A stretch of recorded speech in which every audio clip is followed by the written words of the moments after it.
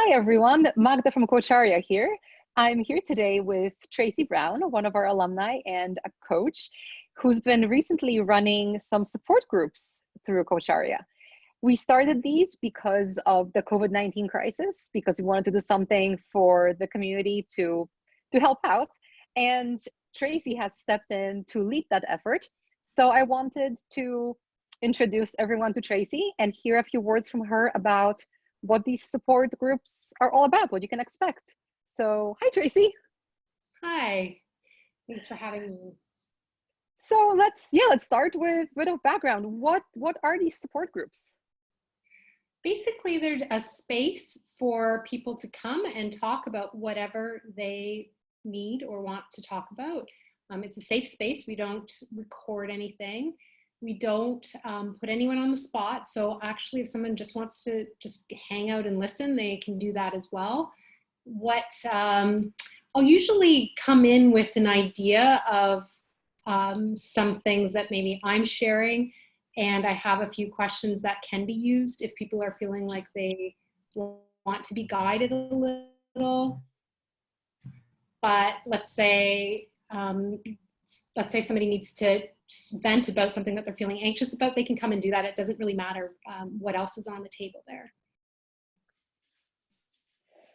So who are the kinds of people that come? Is this only for coaches or is this for anybody? It is open to everybody. So really up until now, it has been a lot of coaches, but there have been people that have shown up that are interested in coaching. There have been people that have shown up that are interested in their communities. It really is for anybody that wants to come and feels like they want to either offer or have a little bit of support. And the only thing that we ask are that people are respectful, that it's an inclusive space, it's non-judgmental space, and other than that, just come. So without giving away any specifics of what you guys have discussed in the group so far, can you tell me a few topics that came up, just to give an idea of what to expect during these conversations? Absolutely. It's what has come up. I can talk about what's come up for me during this. Sure. Come up a lot is, how do I want to come out of this crisis? How do I want to show up now? How do I want to feel like when I'm reflecting on it a year from now? What do I want to remember about myself? How can I help my community? What do I need to let go of? Sometimes I'm actually really sad or really angry, and I want to talk about that. One of the groups happened very shortly after the shooting here in Canada, and I just needed to show up and feel sad about that. And so really, those are some of the topics that have come up. I've learned a lot from the group too, which is amazing. I've learned from people sharing things, and this is without giving away anything confidential, that somebody mentioned a book that was working for them. And I listened, I downloaded it, and I've been listening to it when I walk my dog. It's been an incredible resource. There's a few other techniques that have come up during this. So without us giving each other advice, just by people sharing what's been working for them, it's been a wonderful opportunity to try some of that stuff out. And I can try it out without feeling like I need to report back and tell anyone how it's working for me. Yeah.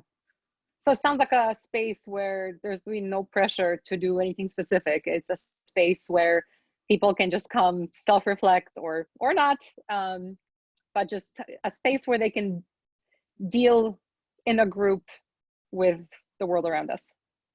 Exactly. And the thing is that, you don't have to, definitely if by signing up, by registering, you get the reminders, but you don't have to commit to coming to every group.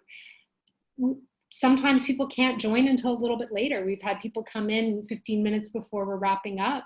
Sometimes people have to leave a little early, so all of that's fine. And the other thing is, I've gone when someone else is running the space, and we have one that's later in the evening, I don't turn my camera on because I'm in my pajamas. So calling in from your phone or keeping your camera off, that's totally fine. So when I think of support groups, Mm-hmm. I think of movies. for better or for worse. And support groups don't always have the best rep because of movies. So for someone who is a bit kind of anxious or unsure about the whole idea of support group, what do you say to them to encourage them to come anyway?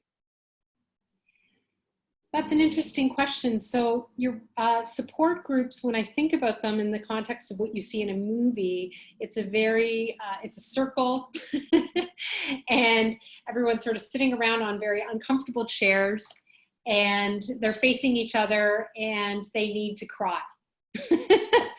And Yep. in this, yes. And in this group, for one thing, I mean, you don't have to look, you don't have to show up if you don't want to, in terms of you, like turning your camera on or not, sharing or not. You can do it from the comfort of your own living room. And there isn't an expectation, like there isn't a need to dig deep into your feelings and cry. Actually, a lot of what people are talking about is very inspirational. It's not necessarily unpacking everything that they're dealing with. If they need to do that, they can.